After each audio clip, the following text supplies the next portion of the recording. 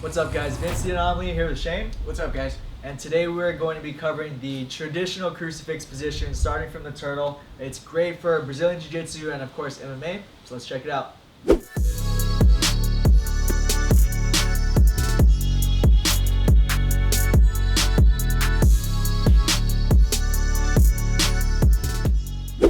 Alright, so we're going to start off here if we have our opponent in this turtle position. So Shane's down on all fours.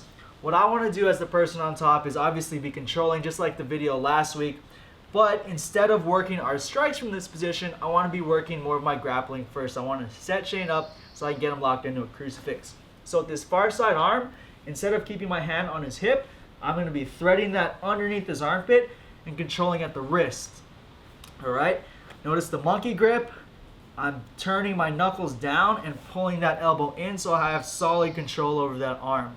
Now, what I want to do is also get control of this arm on this side. So this guy's going to do a bunch of different things to either protect his arm or maybe even not. So let's say his arm is in, he's protecting, he doesn't want me to get my hook in. Most guys are going to do this and they're going to kind of be covering, especially if it's MMA. So we can physically force his arm out two ways. One way, I'm going to stick my knee in this little gap here that you can see where his elbow is touching his knee. So I'm going to stick my knee there and I'm going to slide out. Almost like a baseball slide. So I'm sliding my knee through, and now I have that space to reach this foot over and collect Shane's arm. Okay, notice I'm crossing my feet so I have it locked up. That's option one to get the arm. Another option is if Shane's covering up just like how he did before, I can physically grab the wrist and push it down.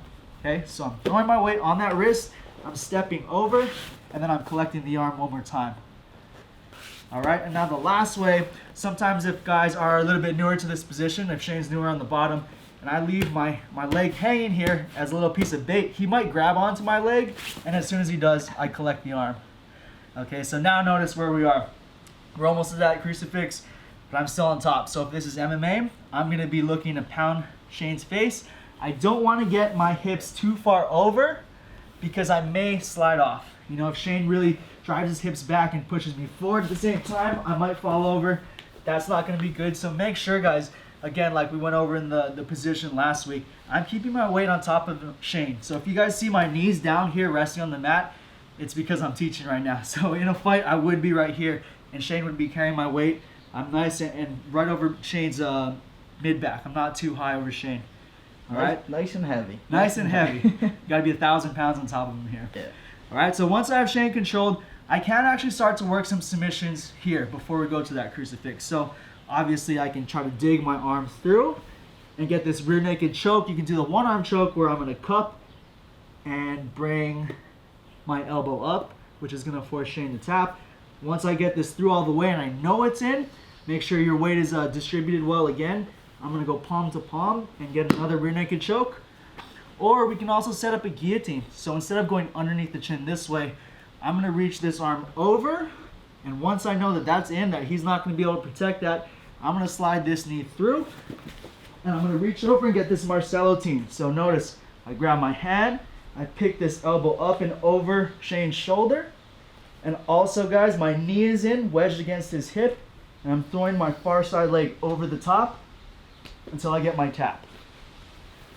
That move right there also, you know, goes hand in hand with that one sequence we did before. So starting from the front headlock position, throw the knee into the guillotine, go to the darce. So as you guys notice, it's like jiu-jitsu, this one big web of attacks. I knew that felt familiar. Yeah, it's this huge web of attacks. So go check out those old videos, and it's gonna feed in well to your game.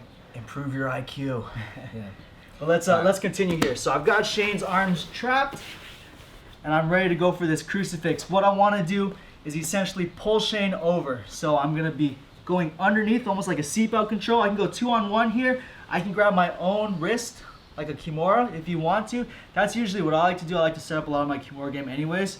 But I'm going over, seatbelt control, right to this Kimura grip, and I'm physically going to pull Shane over. All right? And now we're here in this crucifix position. I'm securing this arm. I'm keeping this leg over and I'm triangling so he can't pull his elbow out. And notice with this side, guys, I'm punching these knuckles forward, and I'm keeping this hand almost like pinned to his chest as I'm punching straight forward. So try to wiggle around, try to move Shane. Nah.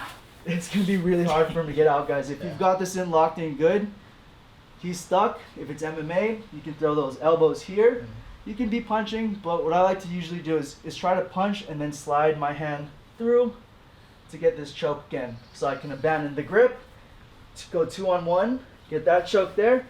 If I want to keep this grip, if I feel this guy is really squirrely, he's moving around a lot, I can go for my one-arm choke. Again, just cup the back of the shoulder here and pull your elbow to the opposite shoulder to get your tap. Sorry, he doesn't have any hands to tap. Be a verbal tapper in this one, guys. Yeah. You can even go for arm bars. I usually don't find too much success with that. Guys are able to wiggle around because I'm usually training with a lot bigger guys. You know, Aaron Hurley could probably show you some details on how to finish it a little better than I can. So usually I'm working for the neck here, guys. But again, great position for MMA because this dude's stuck and there's really not much you can do from here. So there it is, guys, the crucifix position. Make sure you stick around late after class, grab one of your favorite training partners, and drill all the points that we just covered. There you go, the extra credit. You got to train after class when everyone else is done.